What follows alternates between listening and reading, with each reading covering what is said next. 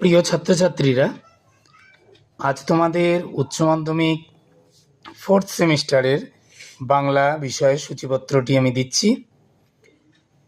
তোমরা দেখতে পাচ্ছ সূচিপত্রে গল্প, কবিতা, নাটক, পূর্ণাঙ্গ সহায়ক গ্রন্থ, এছাড়া বাংলা শিল্প সাহিত্য ও সংস্কৃতির ইতিহাস, এছাড়া প্রবন্ধ রচনা তোমাদের কিন্তু এবছর পড়তে হবে।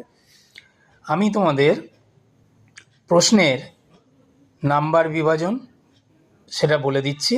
তাও গল্প থেকে তোমাদের দুটো গল্প থেকে দুটি প্রশ্ন থাকবে। তোমাদের করতে হবে 5 নম্বর মানের একটি প্রশ্ন, অর্থাৎ যার মান থাকবে 5। কবিতা থেকে মোট 3টে কবিতা আছে, তার মধ্যে তোমাদের দুটি কবিতা থেকে প্রশ্ন হবে, সব 5 নম্বর মানের, যে কোনো একটির উত্তর তোমাদের করতে হবে।